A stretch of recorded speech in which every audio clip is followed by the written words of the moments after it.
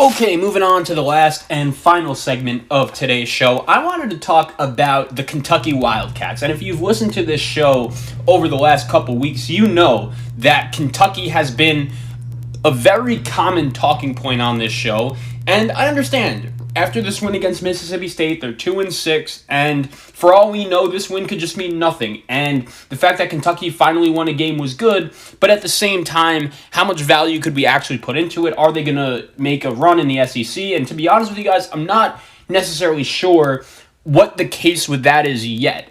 But at the same time, I just wanted to talk about this game, and in particular, what it meant for Kentucky and what exactly went down. So if you missed it, going into this game, Kentucky was off to an ugly start to the season. They were 1-6 with their only win coming on opening night against Morehead State. And then since then, they take a loss to Kansas. They take a loss to Richmond, Georgia Tech, Notre Dame, Carolina, Louisville. And as bad as Kentucky has been, this was an opportunity to start off the SEC conference slate on a good note. And I've spoken about it many times over the last couple of weeks on this show that the SEC is a very wide open league, and even with Kentucky struggling, it's not like it's a league that is going to just run them over. It's a very wide open league, and on Saturday against Mississippi State, it was interesting because throughout the first quarter, I would say 30 minutes of the game,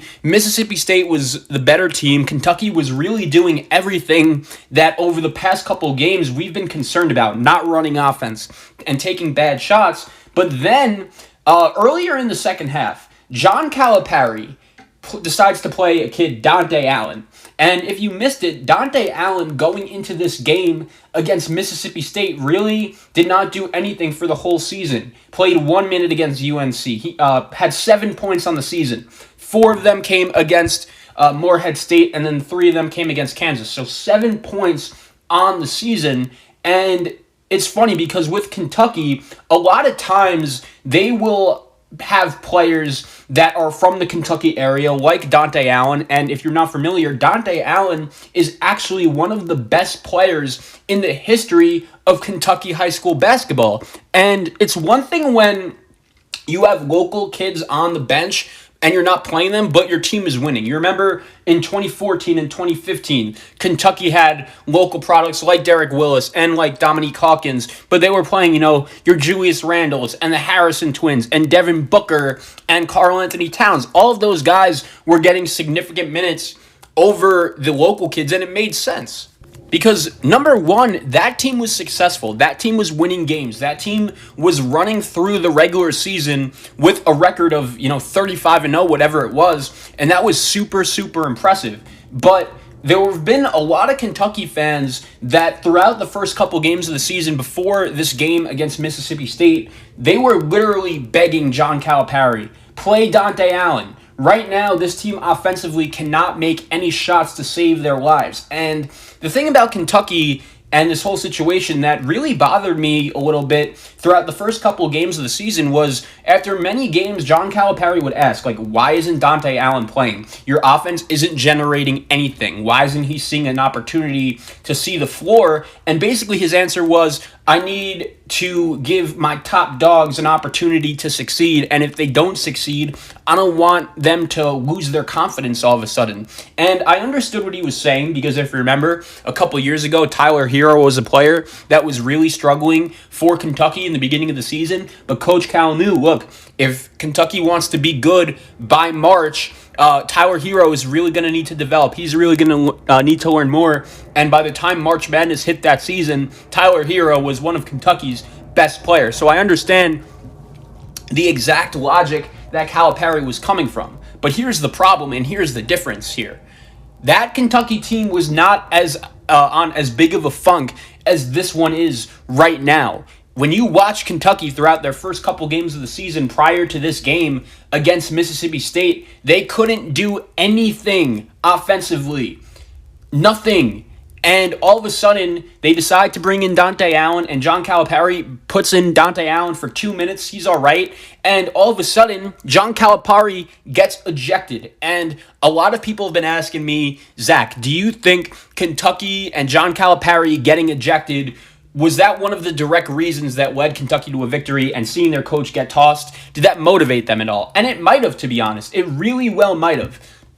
But at the same time, when you look at this Kentucky team and John Calipari's history of getting ejected in the past, this is obviously not the first time that this has happened to him, but he's always had a guy in Kenny Payne that's ready to take over as the head coach and the assistant coach. But we know Kenny Payne is no longer on the Kentucky staff. He's now on the Knicks. So what happened was Bruiser Flint, the former head coach at Drexel and the current assistant coach at Kentucky in his first year, he took over as the Kentucky head coach and actually ended up leading the Kentucky Wildcats to a victory. And one of the key reasons for that was the fact that he let Dante Allen stay in the game, and he was incredibly effective. Allen's final numbers in this game against Mississippi State: 32 minutes, 61% from the field, 23 points, and 63% from three. Super, super impressive.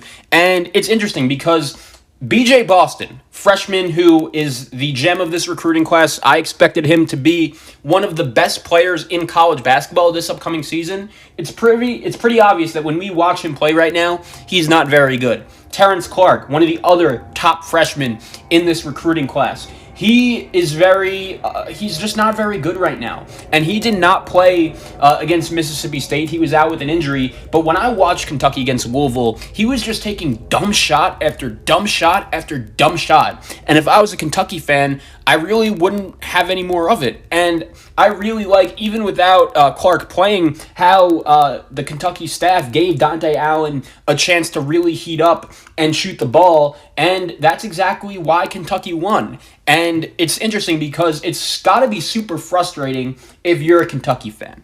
If you're a Wildcat fan, you all know just how good of a job John Calipari has done since he's arrived in Lexington. He's really been used to this one-and-done type format and really developing players to the best of his ability, so by the time they leave Kentucky, they'll be ready for the NBA right away. And oh yeah, he is also pretty good at winning basketball games. But at the same time, I think Kentucky fans were pretty reasonable for questioning John Calipari and his decision-making. Because when you look at this whole situation, Kentucky in this game and prior, they were not getting any offense. They were literally last in the SEC in scoring. They were not shooting the three ball effectively at all. Their best player prior to this game was Davion Mintz, a guy who is very good. He's a very important part to the team, but he was a sixth man at Creighton. That's why he came here, because he knew he wasn't really going to get that much of an opportunity to play at Creighton. And leading up to this game against Mississippi State, he was really your best player. But Dante Allen heating up and dropping 23 points, getting Kentucky the victory in double overtime was super, super impressive. And Dante Allen is a kid that is a legend in Kentucky high school basketball, and to be honest, Kentucky fans were not happy with John Calipari and his decision to just not play him. And I really like how Dante Allen remained ready for his opportunity, came in against Mississippi State right away, and balled out. I mean, look, I understand it's high school, but Dante Allen is a player that averaged 40 points a game in high school. And if you're Kentucky and you're watching your team just struggle so much offensively, it's literally every shot, brick after brick after brick after brick after brick, and the Wildcats still end up finding a way to win. And I'm going to be very curious to see what ends up happening in terms of Dante Allen and what his future for the rest of the season looks like going forward, because I understand John Calipari originally was the one that put him in the game, but at the same time, when you look at this whole situation, Dante Allen was the reason why Kentucky won against Mississippi State. I don't think anyone is going to deny that.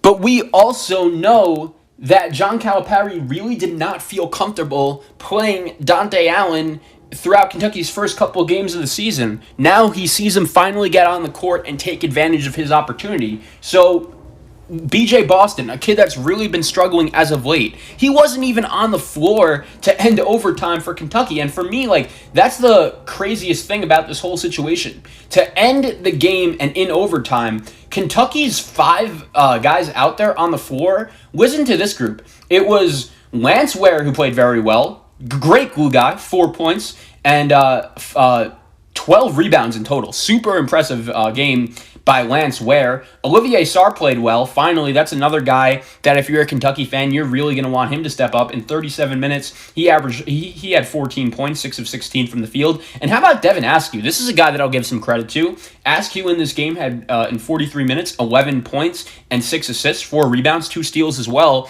And the thing about Askew that really impressed me in this game is that he was much more aggressive, and he looked like a totally different and much more improved player since we saw him earlier in the season. If you remember in the game against Kansas, you remember the game against Georgia Tech, if you watch Kentucky, it was pretty clear that they were just not getting any playmaking ability from the point guard position. Askew was just catching the ball and passing it around the perimeter. He wasn't passing the ball with any intentions of possibly scoring if he saw a lane. But now that changed. Askew in 43 minutes played really well. And Kentucky's lineup to end that overtime, it was Sarr, Askew, Mintz, Ware, and Allen. And if you would have asked Kentucky fans before the season started in a crunch time game against Mississippi State to open up SEC play, not only is your team 2-6, but B.J. Boston and Terrence Clark, I know Clark was injured, but Clark would not have been on the floor in that situation if he was healthy. And B.J. Boston wasn't. And I'll give Bruiser Flint and the rest of the Kentucky staff credit for not hesitating